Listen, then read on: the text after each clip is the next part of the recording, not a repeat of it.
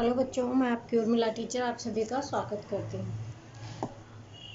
हम पढ़ रहे थे बीए वाणिज्य व्यवस्था और संचालन यानी बीए। इसका हम चैप्टर 4 सूचना संचार, ई कॉमर्स और आउटसोर्सिंग पढ़ रहे थे। हमने सब चीज़ें पढ़ने के बाद कि सूचना संचार क्या होता है और ये हमारे लिए किस प्रकार से महत्वपूर्ण होता है। उसके बाद हमने इंटरनेट को काम में लेना, यूज़ करना भी इसी के अंतर्गत सीखा कि किस प्रकार से हम अपनी समस्याओं को आसानी से सुलझा सकते हैं। यानी गूगल पर हम लोग अपनी जो भी समस्या है उन्हें सर्च करके अपनी समस्याओं का समाधान कर सकते हैं। ये सब चीज़ें होने के किस प्रकार से एंटर कीबोर्ड दबाना चाहिए, रिसर्च करना है, फिर गूगल आएगा, फिर हमको जो पेज होगा उस पर सर्च बटन करके क्लिक करना है, फिर कौन सी वेब आपको चाहिए यानी जिसमें आपको प्रॉब्लम है वो वेब खुलेगी। उसके बाद जो भी जानकारी चाहिए उसके बाद क्लिक करने से आपको संपूर्ण चीज़ें उसमें दिखाई देगी। ये सब चीज़ें हमने पढ़ी थी। आज हम पढ़ रहे हैं ई कॉमर्स के बारे में जानकारी प्राप्त करेंगे, यानी इलेक्ट्रॉनिक के माध्यम से किस प्रकार से कॉमर्स यानी व्यापार व्यवसाय किया जा सकता है। ई कॉमर्स यानी इलेक्ट्रॉनिक कॉमर्स। इलेक्ट्रॉनिक यानी जो ये माध्यम नहीं होते, ये फ़ोन वगैरह, कंप्यूटर, नेट के माध्यम से, उसे कहते हैं।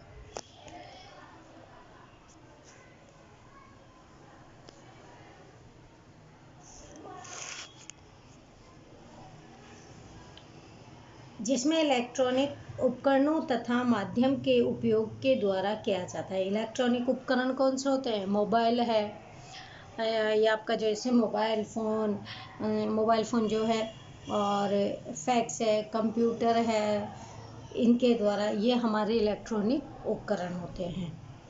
इस ई कॉमर्स में व्यापार की क्रिया जैसे क्रय विक्रय, विज्ञापन, अन्य उत्पादनों के साथ में तुलना, द्रव्य का स्थानांतरण आदि इलेक्ट्रॉनिक साधनों के द्वारा ही की जाती है। आजकल क्या हो रहा है कि जो भी व्यापार है तो व्यापार में क्या होता है, वस्तुएं खरीदी बेची जाती है, उनके लिए विज्ञापन दिए जाते हैं।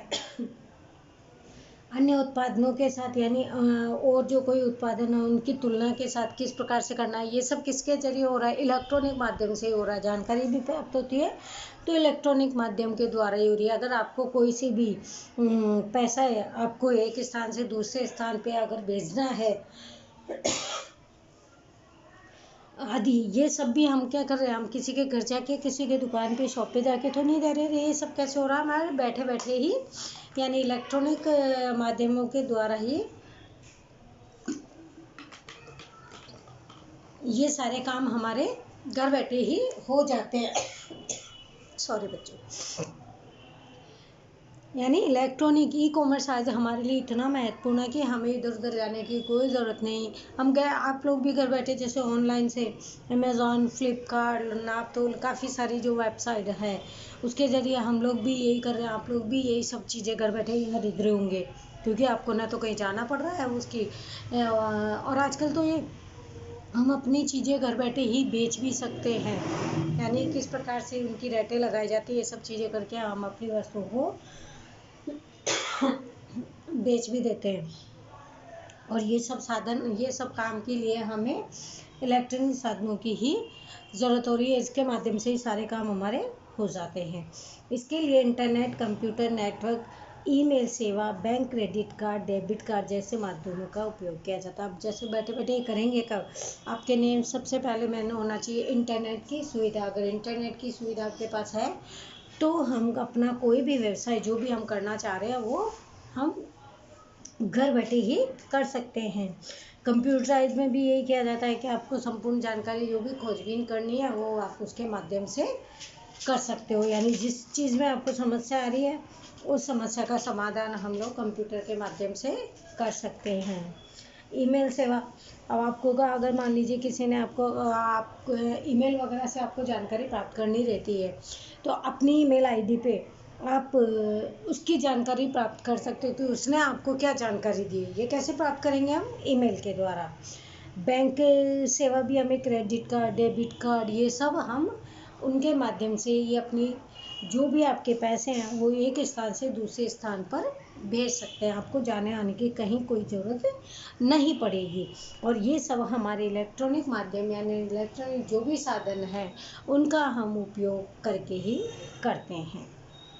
ई कॉमर्स के कारण धंधा के इकाइयों के क्रय विक्रय यानी जो भी ई कॉमर्स यानी इलेक्ट्रॉनिक माध्यम से जो भी व्यवसाय किया जाता है उन सभी में जो भी कंपनियां हैं, व्यवसाय है, वो सब अपने सामान माल को खरीदने का काम और बेचने का काम, माल की डिलीवरी ये सब नेट पे ही हो रही है। मतलब फ़ोन करते हैं और जानकारी करें कौन सा माल चाहिए, कितना चाहिए, बस एक सैंपल भी आजकल तो आपके इनके जरिए ही सारी चीज़ें हो जाती है। और जो उसके बाद जब धन भुगतान जैसे भी सरल हो गया। अब धन का भुगतान लेने के लिए पहले क्या लोग जाते थे पैसे लेने के लिए, उसमें क्या लूटपाट, डर, चोरी, डकैती, कहीं खो जाए उसको चिंता सी रहती थी, नींद नहीं आए, लंबा सफ़र होता था। लेकिन आज इनके ई कॉमर्स इलेक्ट्रॉनिक माध्यम के द्वारा ये सारी जो भी सुविधाएं इतनी ज़्यादा कर दी गई है कि हमें इन सभी समस्याओं से छुटकारा मिल गया है। ग्राहकों का खरीदी करने में लगने वाला समय और खर्च में कम हुए। अब आपको इधर उधर जाने की कोई जरूरत नहीं। अभी जैसे कोरोना चल रहा था तो अभी घर वाले ही आपको नहीं भेज रहे कि नहीं कहीं कुछ जाना वाना नहीं है, तो हम लोग क्या करें फिर उस समय में हम घर बैठे ही अपनी वस्तुओं को खरीद रहे थे। यहाँ तक कि अब तो घर बैठे सब्जियाँ वगैरह भी घर बैठे ही आ जाती है। तो इससे क्या हो रहा है, हमारा समय भी बच रहा है और खर्च में भी कमी है। क्योंकि अगर मान लो हम बाहर जाएंगे तो हमारे व्हीकल वगैरह का पेट्रोल वगैरह लगेगा, किराया वगैरह लगेगा, ये सब जो हमारे खर्चे हैं वो सब भी हमारे कम होते जा रहे हैं। इस प्रकार ई कॉमर्स हमारे लिए बहुत लाभदायक हो रहा है। अब ये फ़ायदा ही होगा ना, ई कॉमर्स के द्वारा हम समय जैसे कई बार हम समय नहीं दे पाते, दूर जाते पूरा दिन खराब हो जाता है। यहाँ हम 10 मिनट में ऑनलाइन आया, ऑर्डर किया, चेक किया और वहीं की वहीं हम लोग कर देते हैं। अब और सामान भी घर बैठे आ जाता है, ऐसा भी नहीं बहुत टाइम लगता है।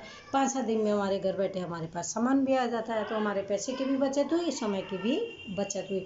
और मार्केटों में जाते तो एक दुकान 2 दुकान ऐसा करना ही पड़ता है हमको, क्योंकि कई बार हमको महंगी भी लगती है, कई बार हमें समझ में भी नहीं आती। इनमें हमें सभी वस्तुओं का सही से समझ लेने के बाद हम लोग घर बैठे ही खरीद लेते हैं। ई कॉमर्स के कारण परंपरागत व्यवसाय की पद्धतियों की तुलना में क्रय विक्रय की समग्र प्रक्रिया बहुत ही सुगम और तीव्र हो गई। यानी आजकल क्या हो रहा है कि ये परंपरा व्यवसाय सभी आप अगर इनमें मोबाइल वगैरह में देखोगे, हो सकता है आप में से भी कई लोगों ने ऐसे, कई पेरेंट्स ने ऐसे कर दिया होगा कि अभी ऑनलाइन ही सामान बेच रहे हैं। यानी जैसे कपड़े मार्केट में या जिनके कोई बड़ी बड़ी मॉल वगैरह शॉप है, आजकल सब लोग ऑनलाइन अपना सामान निकालने लग गए हैं, क्योंकि वो उसमें ऐड हो जाते हैं। और जो परंपरागत व्यवसाय जो चले आ रहे हैं उनकी तुलना में वो पद्धतियाँ क्या थी कि ऐसा नहीं करती थी। लेकिन आज की जो नई परंपरागत जो चल रही है और ई कॉमर्स जो नया साधन चल रहा है इलेक्ट्रॉनिक माध्यम, उसकी तुलना में यह जो खरीदना और बेचना वस्तुओं का जो क्रय और विक्रय है, इस प्रक्रिया को आसानी भी हो गई है और काफ़ी तेज भी हो गई। क्या क्या हम लोग भी कभी दुकान पे जाते हैं 10 चीज़ें उससे खुलवा लेते हैं, अब कई बार तो हम लेके भी नहीं आते, तो कितनी गलत बात है। तो वो उसमें क्या है, उनका समय भी नष्ट होता है। और ये सारी समस्याओं का समाधान ई कॉमर्स के यानी नेटवर्क साधनों के द्वारा संभव हो गई है। ई कॉमर्स की सहायता से किसी भी समय और स्थान से व्यवसाय किया जैसा अभी यहाँ घर बैठे भी कर सकते हो। ऐसा तो नहीं है कि हमें बाहर जाना पड़ेगा, दूर जाना पड़ेगा, नहीं, हमें इसके लिए कोई जगह ऐसी नहीं। आपके हाथ में मोबाइल है तो आप घर बैठे भी ये सारे, इसके लिए कोई स्थान की ज़रूरत नहीं है, कोई आपको व्यवसाय के लिए समय नहीं चाहिए, ये सब हम घर बैठे ये सारा आसानी से कर सकते हैं। यानी किराए की दुकान का लेने की भी आपको कोई आवश्यकता नहीं होती है। इंटरनेट के कारण बाजार प्रक्रिया, वितरण, फोन, डाक, छपाई जैसे अनेक प्रवृत्तियों की वे में भी कमी हुई है। अब इसके कारण क्या हुआ है कि बाजार प्रक्रिया जो है वितरण के लिए जो बाजारों में जो बेचते हैं, उनमें भीड़ भाड़, तो कहाँ बेचनी है, कैसे बेचनी है, ये सब भी कम हो गया है। क्योंकि इसके कारण क्या होता है, काफ़ी सारे खर्चे होते हैं। विज्ञापन वगैरह निकालने के लिए बाहर जाएंगे तो पैसे, बाजार में जाएंगे तो वाहन के लिए पैसे लगेंगे, मजदूरी लगेगी, और फिर उसकी छपाई वगैरह करनी पड़ेगी। अब ऐसा कुछ भी नहीं है, क्योंकि ये सारी सुविधाएं हमें ऑनलाइन के द्वारा प्राप्त हो जाती है। ई कॉमर्स के कारण माल के क्रय और विक्रय के लिए व्यापारियों को लंबी दूरी तय नहीं करनी पड़ती। अब व्यापारी भी क्या करते हैं कि किसी भी सामान को बेचने के लिए या खरीदने के लिए दूर दूर तक पहले जाना ही पड़ता था, एक स्थान से दूसरे स्थान पर जहाँ सस्ता मिलता है। लेकिन अब ऐसा नहीं है, अब उनकी दूरी जो है वो ख़त्म हो गई है। ख़त्म तो क्या मतलब कम हो गई है, क्योंकि उसका जो काम होता था वो अब इलेक्ट्रॉनिक माध्यम के द्वारा किया जाने लग गया। परिणाम स्वरूप परिवहन के समय और खर्च में कमी हुई है। अब परिवहन के द्वारा जो समय, कई बार तो सुबह जाओ शाम भी हो जाती थी, फिर भी काम होना नहीं होना कोई पक्का नहीं था। लेकिन अब क्या वो ये जो खर्चा वगैरह होता है इसमें भी, और जो लोगों का समय है दोनों में ही बचत होने लगी है, यानी दोनों में कटौती हो गई है। ई कॉमर्स उत्तम और त्वरित सेवा देता है। ये जो इलेक्ट्रॉनिक माध्यम के द्वारा जो भी सेवा दी जाती है काफ़ी अच्छी और जल्दी से दी जाती है।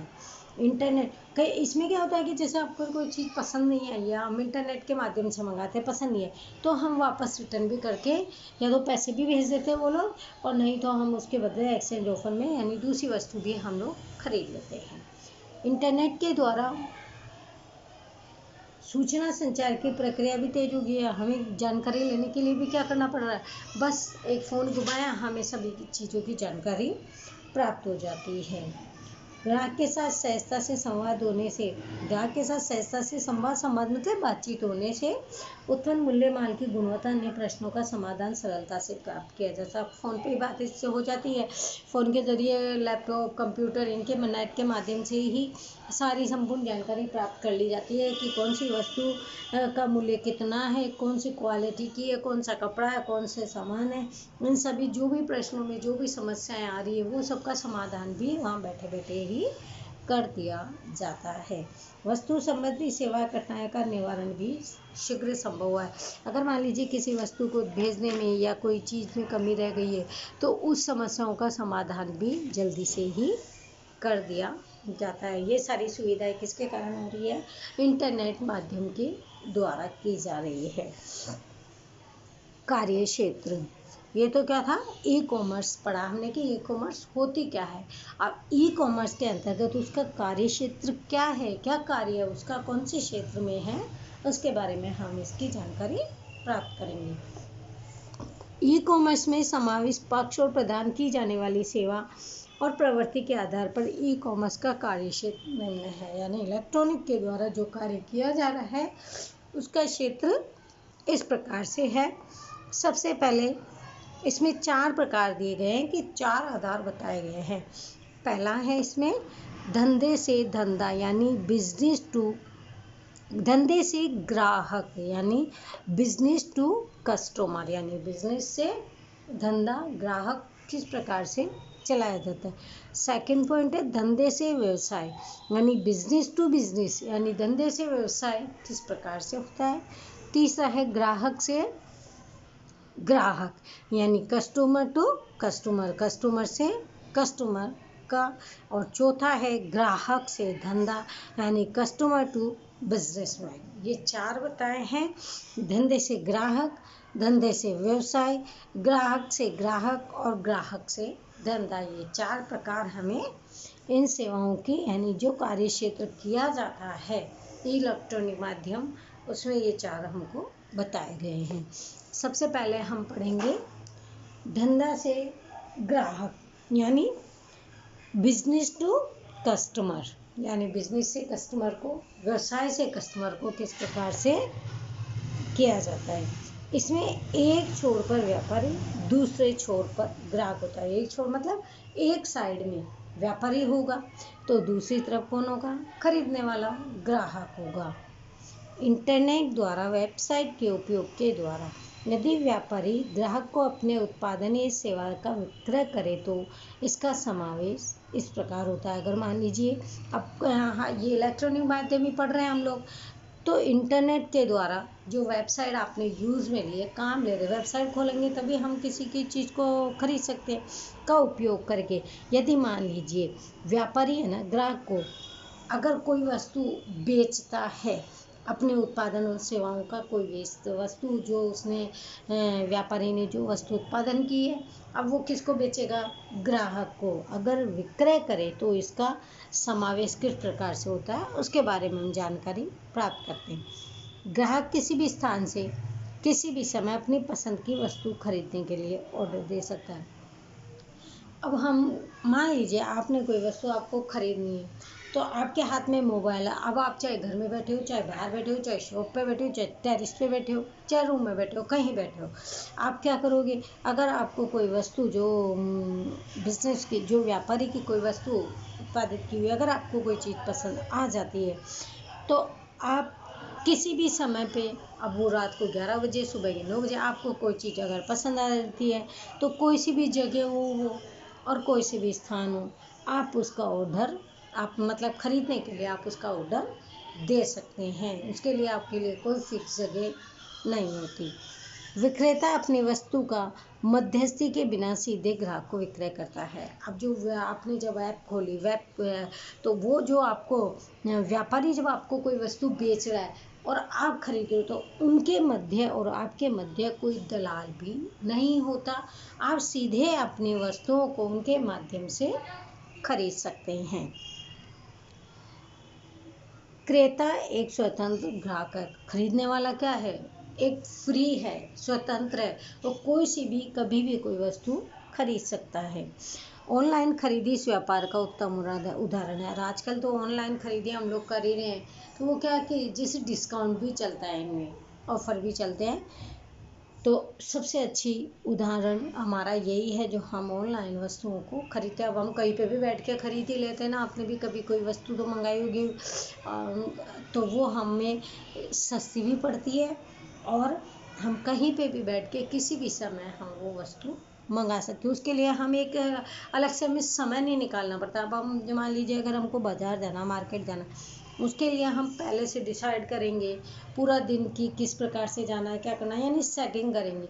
और ऑनलाइन के माध्यम से बस फ़ोन उठाया और हमने ऑनलाइन ऑर्डर करा, उसमें फ़र्क होता है। इस प्रकार तो हमारा समय भी बच गया उसमें और वाहन के पैसे भी बच गए। इस प्रक्रिया में क्रय विक्रय सरलता से होने के कारण ये खूब प्रचलित है। अब इसमें क्या, खरीदी बिक्री जो करते हैं आसानी से हो जाती है, तो ये काफ़ी प्रचलित हो गया है। वस्तु के फुटकर विक्रय के अतिरिक्त बिजनेस टू कस्टमर में ऑनलाइन बैंकिंग, परिवहन सुविधा जैसी सेवाओं का समावेश किया जाता है। लेकिन इसमें क्या होता है, और सबसे अच्छी बात है इसमें क्या है कि जो वस्तु फुटकर विक्रेता है, मान लीजिए ये चल रहा भी, खरीदना बेचना काफ़ी ऑनलाइन काफ़ी चल रहा है। और इसमें जो फुटकर जो व्यापारी है ना, इनके अलावा ऑनलाइन बैंकिंग, यानी जो बैंक के माध्यम से हम लोग क्या करते हैं कि कोई वस्तु जब ऑनलाइन मंगाते हैं तो उसका हम पेटीएम के द्वारा भी पेमेंट कर सकते हैं, ऑनलाइन के द्वारा भी कर सकते हैं, या फिर हम कैश ऑन डिलीवरी, यानी घर पे जब आपके हाथ में कोई वस्तु आ जाती है उसके बाद भी आप उनके पैसे दे सकते हो वस्तु का। परिवहन सुविधा जैसी सेवाओं का भी समावेश किया जाता है। ये सारी सुविधाएं किसकी, परिवहन वगैरह की, या आपके हमारी नहीं, ये उनकी है। ये था हमारा धंधे से ग्राहक का पहला पॉइंट। सेकंड पॉइंट है हमारा धंधे से धंधा, यानी बिजनेस टू बिजनेस। इस प्रकार से में धंधा की इकाई या व्यवसाय दोनों होते हैं। इसमें क्या होता है, धंधा की इकाई भी होती है और व्यवसाय भी होता है, यानी कौन सा धंधा है और कौन सी व्यवसाय है। जो धंधे से धंधा किया जाता है ना, उसके अंतर्गत बता रहे हैं। आज की स्पर्धा मतलब आजकल कंपटीशन कितना चल रहा है, जगह जगह आपको वही वस्तु मिलेगी। और फिर भी देखो रेटों में फ़र्क भी हो जाता है, एक ही वस्तु बस फ़र्क है दूसरी शॉप पे, और उनमें ये कंपटीशन ही है, कोई वस्तु सस्ती बेच रहा है, कोई महंगी बेच रहा है। स्पर्धा युग में धंधा की इकाई को परस्पर आश्रित होना पड़ता है, यानी एक दूसरे पर निर्भर रहना पड़ता है, एक दूसरे के ऊपर, कि वो वस्तु अगर मान लीजिए सस्ती कर दिया तो हमें भी करनी पड़ेगी, वो महंगे करा तो हमको करनी, यानी एक दूसरे के ऊपर निर्भर रहना पड़ता है। बिजनेस टू बिजनेस व्यापारी स्वावलंबन को सरल और अधिक प्रभावित बनाता है। अगर व्यापार से व्यापार जब किया जाता है, धंधे से धंधा जब किया जाता है, तो इसको वो अधिक और ज़्यादा सरल और प्रभाव लगे इस प्रकार से बनाया जाता है। क्योंकि कारण क्या है कि कस्टमर हमारी ओर, ग्राहक हमारी ओर आकर्षित हो और हमारा धंधा और ज़्यादा आगे की ओर बढ़े, इसलिए उसको प्रभावित यानी प्रभावित किया जाता है। स्वयं पूर्तिकर्ता वितरक या अन्य मध्यस्थियों के साथ ई संबंध की स्थापना भी करता है।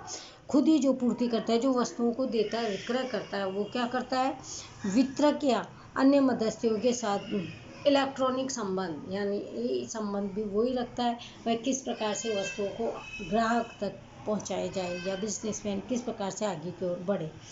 सम्मिलित समय व्यवसाय के मध्य अधिक पारदर्शिता के कारण अधिक कार्य क्षमता भी प्राप्त की जा सकती है। अब उनसे क्या होता है, व्यवसाय के मध्य अगर काम अधिक होता है तो उससे और अधिक कार्य क्षमता भी प्राप्त कर सकते हैं।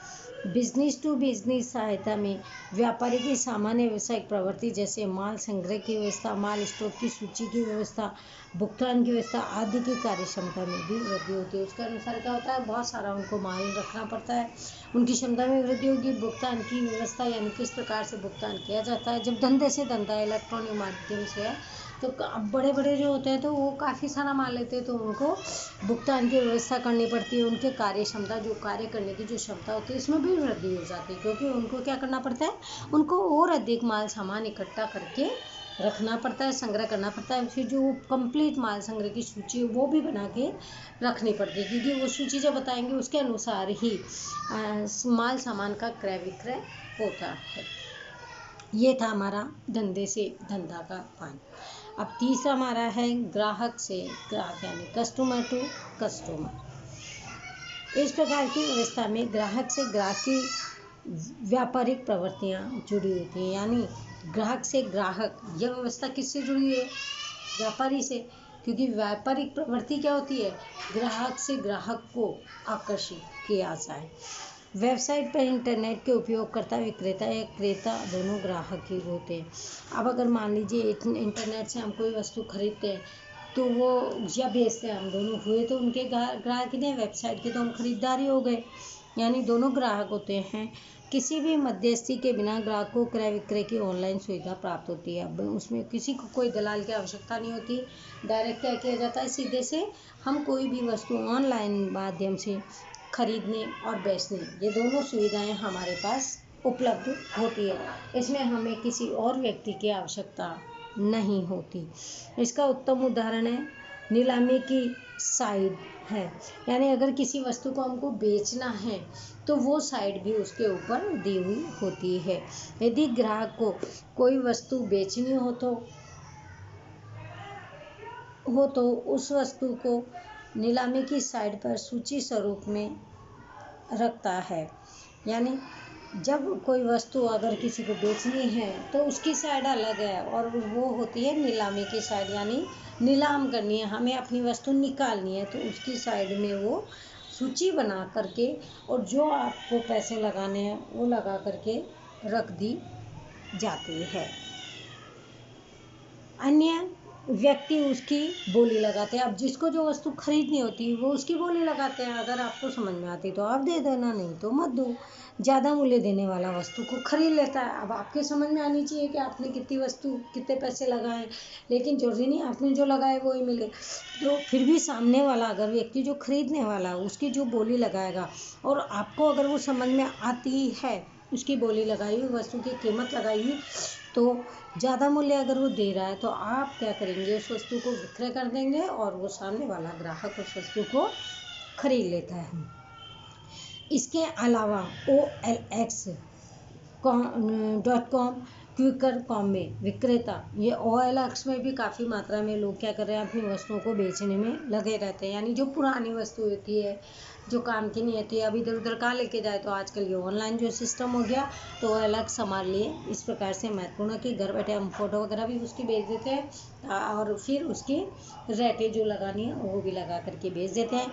फिर उसकी सूची भी बनाई जाती है, सामने जिस व्यक्ति को खरीदनी होती है अगर उसकी रेट आपको समझ में आ जाती है तो वो वस्तु वहीं पे विक्रय भी हो जाती है।